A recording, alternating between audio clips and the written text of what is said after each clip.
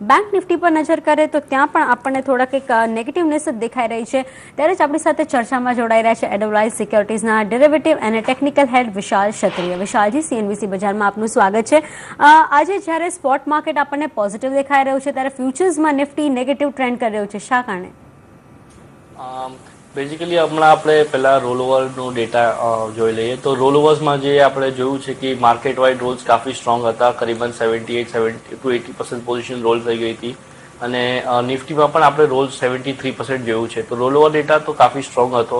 પણ ઇન્ટરેસ્ટિંગલી જે rollover cost છે એ ટ્યુઝડે, વેડનેસડે, થર્સડે, ફ્રાઈડે આપણે જોયું છે કે રોલઓવર કોસ્ટ સ્ટ્રિંગ થતા હતા. એનો મતલબ એ છે કે લાસ્ટમાં આપણે ઘણું શોર્ટ રોલ અગ્રેશન જોયું છે માર્કેટમાં, જેના વજહથી આપણે માર્કેટમાં ફ્રાઈડેના ટ્રેડિંગ સેશનમાં પણ થોડું પેન જોયું. બટ એસએનપીનો જે રેટિંગ અપગ્રેડ આવ્યું ઇન્ડિયાના, એના કારણે નિફ્ટી બાઉન્સ બેક થયું છે. તો હમણાં બ્રોડલી અગર આપણે જોઈએ તો યસ, હમણાં નિફ્ટીનું ડિસ્કાઉન્ટ, પ્રીમિયમ ડિસ્કાઉન્ટ જે છે એ થોડું ઓછું છે અને મારું માનવું એ છે કે હવે Nifty for the month of October થોડું વોલેટાઇલ રહેશે. For a short term important support જે છે એ 7980 છે અને ઉપરમાં જે રેઝિસ્ટન્સ છે 8060 છે. આ 70-80 પોઈન્ટમાં શોર્ટ ટર્મમાં આ રેન્જમાં રહેશે. બટ આ જેવી આ રેન્જ આઈધર સાઈડ તૂટશે, આપણે મોટી મૂવ જોવામાં આવશે ઓક્ટોબર મહિનામાં.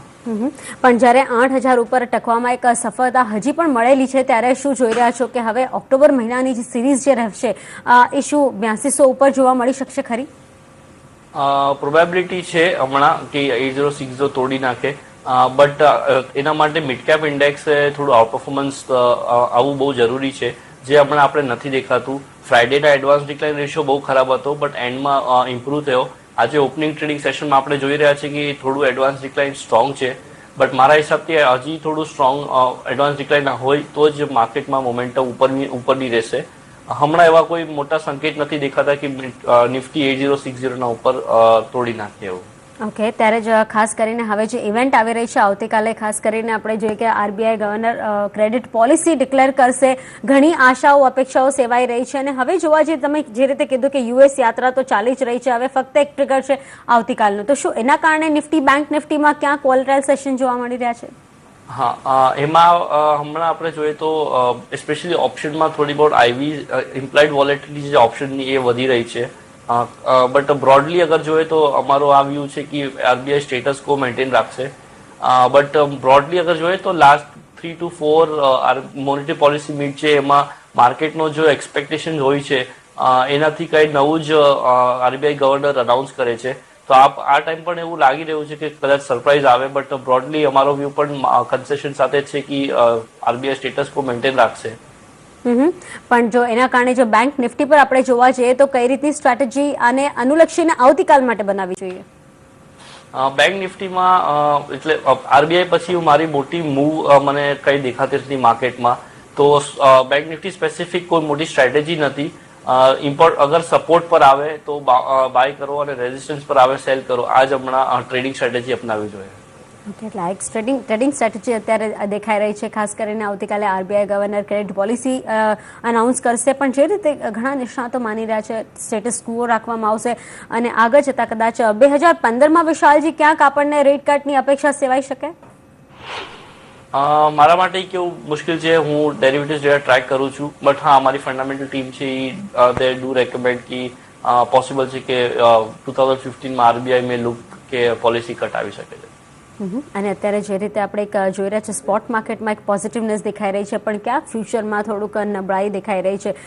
ત્યારે જ હવે બેંક્સની વાત ચાલી રહી છે તો ફ્યુચર્સમાં આપણે ડેરિવેટિવ સેગમેન્ટમાં જો એક પીએસયુ બેંક પર લઈએ તો ગત સપ્તાહમાં આપણને એક એન્ડ ઓફ ધ ડે આપણે જોયું હતું, એન્ડ ઓફ ધ વીક, કે આપણને પીએસયુ બેંક્સમાં થોડી અપસાઇડ જોવા મળી હતી છેલ્લા દિવસે. શું કહી રહ્યા છો, પીએસયુ બેંકમાં ફ્યુચર્સમાં કઈ રીતની સ્ટ્રેટેજી અપનાવવી જોઈએ? પીએસયુ બેંકમાં અગર આપણે ઓપન ઇન્ટરેસ્ટ જોઈએ, જે પણ બેંક છે, બેંક ઓફ બરોડા છે અને ફેડરલ બેંક ને બીજા બધા જે પણ બેંક્સ છે, સિન્ડિકેટ બેંક, એ બધામાં આપણે બાઉન્સ બેક જોયું હતું. બટ ઓપન ઇન્ટરેસ્ટ ડેટા જોઈએ તો ફ્યુચર્સ ઓપન ઇન્ટરેસ્ટમાં ફોલ આવ્યું હતું, જે ક્લિયર ઇન્ડિકેટ કરે છે કે થોડું શોર્ટ કવરિંગ હતું. ફ્રેશ લોંગ પીએસયુ બેંકમાં કોઈ દેખાતું નથી. અગર આપણે જોઈએ આજે લાર્જેસ્ટ પીએસયુ બેંક એસબીઆઈ, એ પણ એટલી સ્ટ્રોંગ ટ્રેડ નથી કરતી. તો મારા હિસાબથી પીએસયુ બેંક્સમાં તો નેગેટિવિટી રહેવાની જ છે. પ્રાઇવેટ બેંકમાં થોડી મોમેન્ટમ છે અગર આપણે જોઈએ તો એચડીએફસી બેંકે ફ્રેશ લાઈફ હાઈ બનાવ્યો હતો ફ્રાઈડેના, બ્રેકઆઉટ કાફી સ્ટ્રોંગ હતું. ડેરિવેટિવ્સ ડેટા જોઈએ તો એમાં પણ લોંગ બિલ્ડઅપ હતું. તો અગર કોઈ ટ્રેડ કરવો હોય બેન્કિંગ સેક્ટરમાં સ્ટોક સ્પેસિફિક, તો મારા હિસાબથી એચડીએફસી બેંક હમણાં બેસ્ટ પિક છે. Technically as well as derivative બંને ડેટા જે છે એ ઇન્ડિકેટ કરે છે કે બુલિશનેસ રહેશે આ સ્ટોકમાં ફોર શોર્ટ ટર્મ. ઓકે, પણ જે રીતે ખાસ કરીને આપણે જોયું છે કે મોટી મોટી પીએસયુ બેંક્સ હોય કે પ્રાઇવેટ બેંક અત્યારે સ્ટોક સ્પ્લિટ કરવાનું એક સ્ટ્રેટેજી અપનાવી રહ્યા છે, એનાથી ફ્યુચર્સ ટ્રેડિંગમાં કોઈ ફરક પડશે ખરો? એનાથી ડેફિનેટલી ફરક પડશે. મારા હિસાબથી જેમ જેમ સ્ટોક સ્પ્લિટની ડેટ નજીક આવશે તેમ તેમ ટ્રેડિંગ જે છે એ કેશ સ્પેસિફિક થઈ જશે. ફ્યુચર્સમાંથી લોકો એક્ઝિટ કરીને દે વિલ પ્રિફર કે કેશમાં લઈ લે તાકી આપણે સ્ટોક સ્પ્લિટનો એડવાન્ટેજ થઈ શકે. બાકી સ્ટોક સ્પેસિફિક ડાયરેક્શન વાઇઝ મોટી મૂવ સ્ટોક સ્પ્લિટ મને નથી લાગતી. ઓકે, ત્યારે જ વિશાલજી સાથેની ચર્ચાને આગળ વધારીશું, પણ તે પહેલા લઈએ નાનકડો વિરામ.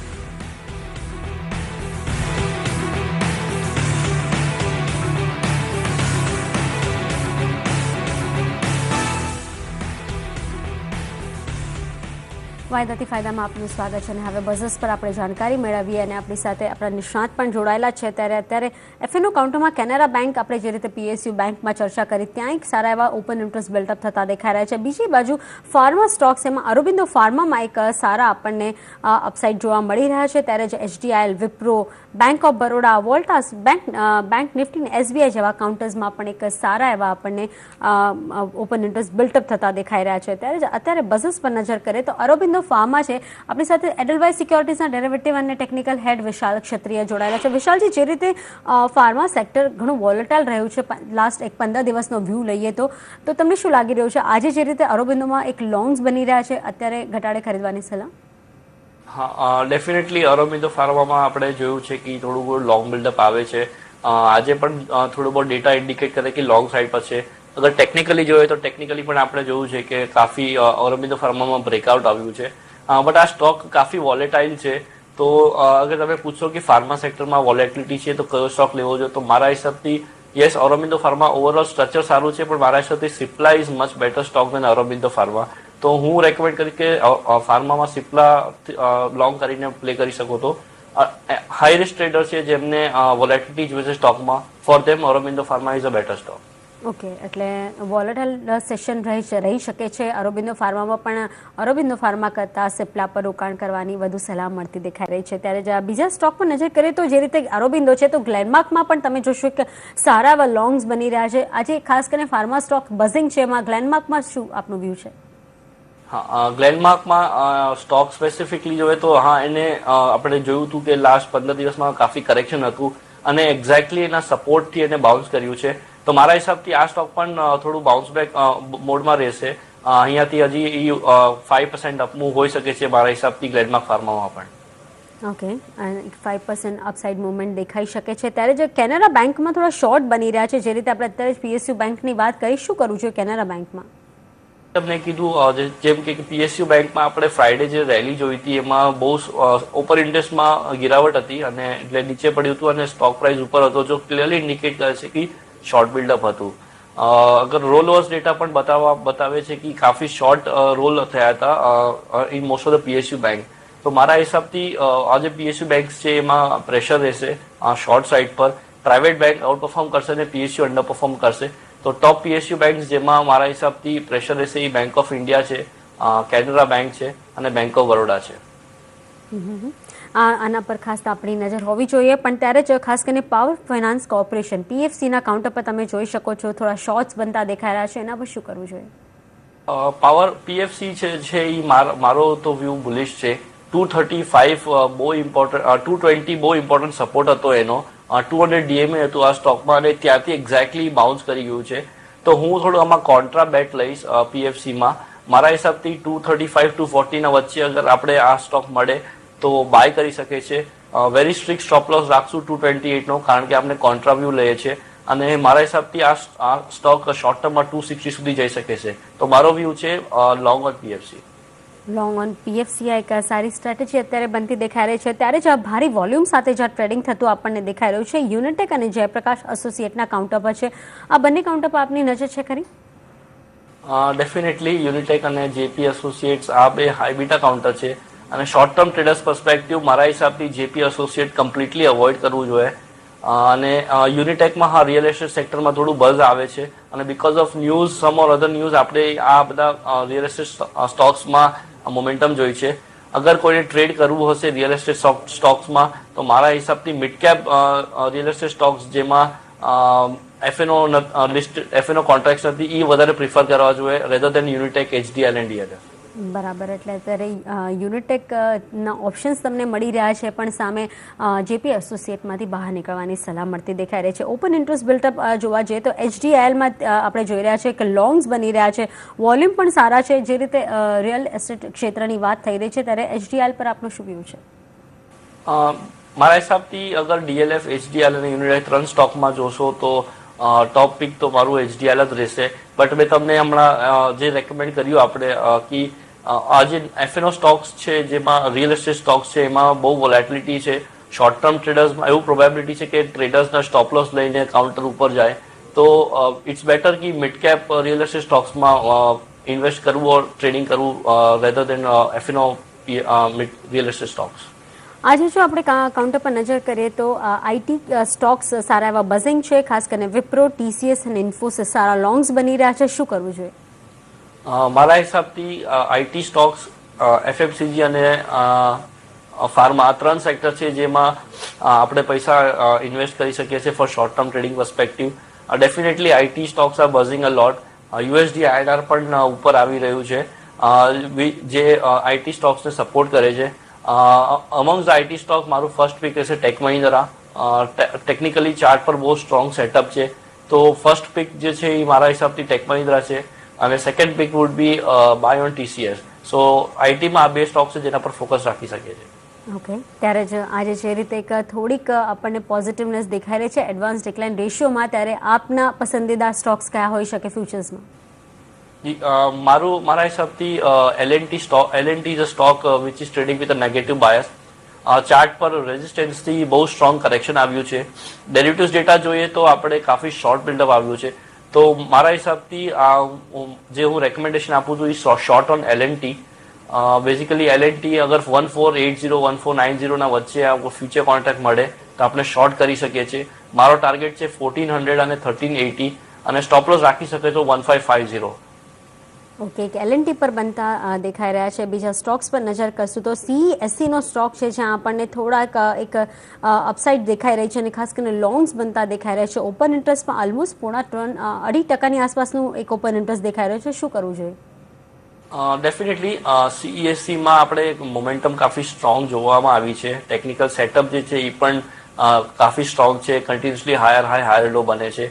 તો મારા હિસાબથી હજી એન્ડ ઓફ ડે અગર સીઈએસસીમાં ઓપન ઇન્ટરેસ્ટ બિલ્ડઅપ 7 to 8% ઉપર હશે અને સ્ટોક 2 to 3% અપ હોય તો મારા હિસાબથી ફ્રોમ અ બીટીએસટી પર્સપેક્ટિવ હું રેકમેન્ડ કરીશ આ સ્ટોકને.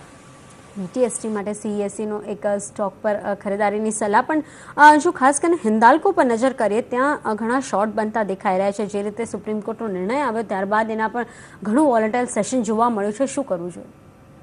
મેટલ સ્ટોક્સમાં કાફી પેઇન છે. ઓવરઓલ ડેરિવેટિવ્સ ડેટા જોઈએ તો એ પણ કાફી શોર્ટ બિલ્ડઅપમાં છે. તો મારા હિસાબથી બાઉન્સ બેક તો સ્ટોકમાં આવશે પણ I would not play for the bounce back. અગર બાઉન્સ બેક આવશે તો ઇટ ઇઝ બેટર કે આપણે આ બધા સ્ટોક્સમાં શોર્ટ બિલ્ડઅપ શોર્ટ કરી શકીએ છીએ. તો અગ્રેસિવ ટ્રેડર છે જેને મેટલ્સમાં ટ્રેડ કરવું છે તો બાઉન્સ બેક પર સેલ કરવું is the best strategy.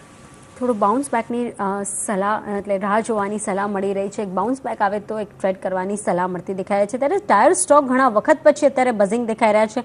Apollo ટાયર્સમાં long બની રહ્યા છે ઘણા વખત પછી. શું કહેશો અપોલો ટાયર્સમાં ખરીદારીની સલાહ? હા, ડેફિનેટલી ટાયર સ્ટોક અમને કાફી ગમે છે અને બધા ટાયર સ્ટોક્સમાંથી our first pick is Apollo Tyre અને followed by MRF. So Apollo ટાયરમાં ડેફિનેટલી અગર આપણે મોમેન્ટમ આજે જોઈએ છે અને આજે એન્ડ ઓફ ડેમાં અગર આપણે જોઈએ કે નિફ્ટી 8000 ઉપર સસ્ટેન કરી રહ્યું છે અને આ બધા સ્ટોક્સમાં લોંગ બિલ્ડઅપ સારું એવું છે અને સસ્ટેન કરે છે તો અપોલો ટાયર સ્ટોકમાં લોંગ કરી શકો છો. Apollo tyre is our best pick. Out of money call લેવાનું પણ સ્ટ્રેટેજી સારી રહેશે અપોલો ટાયરમાં. ઓકે, હવે આપણે ઓપ્શન સ્ટ્રેટેજી પર આવીએ તો જે રીતે એક આપણને ફ્યુચર્સમાં ઘણી વોલેટાલિટી દેખાઈ રહી છે, શું ક્યાંક ઓપ્શનમાં એક કોલ લઈને એક સેફ બેટ રમી શકાય છે ખાસ કરીને આ મહિના માટે? ઓપ્શન સ્ટ્રેટેજી ઓફ ધ મંથમાં અમારો વ્યૂ છે એ કાફી અલગ છે. બેઝિકલી અમે એનાલિસિસ કર્યું છે કે જ્યારે પણ નિફ્ટી 3 to 4 મંથ સુધી મંથ ઓન મંથ રિટર્ન 5% નીચે હોય છે તો ધ કન્ક્લુડિંગ મંથ છે એમાં નિફ્ટીમાં કાફી વોલેટિલિટી આવે છે. તો અગર આપણે જોઈએ જુલાઈ, ઓગસ્ટ, સપ્ટેમ્બર 3 મહિનાના મંથ ઓન મંથ રિટર્ન જે છે એ નિફ્ટીના 5% નીચે છે. જુલાઈ મંથ છે અરાઉન્ડ 0.3%, સપ્ટેમ્બર મહિનો છે 0.5% નેગેટિવમાં છે. તો બ્રોડલી અગર 3 મહિના જોશો તો નિફ્ટી 5% ઉપર મંથ ઓન મંથ રિટર્ન આપ્યું નથી. તો મારા હિસાબથી ઓક્ટોબર ઇઝ અ મંથ જ્યાં આજે નિફ્ટી 3 મંથ કન્સોલિડેટ કર્યું છે. ઓક્ટોબર મહિનામાં either side breakout or breakdown આવશે. તો what we are recommending is a long straddle on Nifty. અમારો વ્યૂ છે કે નિફ્ટી આ મહિનામાં કરીબન 5 થી 8% મૂવ આવશે. Either side direction is very not decided right now, but either side movement આવી શકે છે ઓક્ટોબર મહિનામાં. એના માટે હું option strategy of the month recommend કરું છું, જે ઇન્વોલ્વ કરે છે નિફ્ટીનું સ્ટ્રેડલ બાય કરવાનું. ટ્રેડર્સે 8000ના કોલ અને પુટ બંને સાયમલ્ટેનિયસલી બાય કરવાના છે. આમાં આઉટફ્લો આવશે કરીબન 240 રૂપીઝ જે સ્પ્રેડ છે હમણાં. અને અગર નિફ્ટીમાં 5%થી વધુ મૂવ આવી તો આમાં પૈસા બનવાનું સારી ઓપોર્ચ્યુનિટી છે.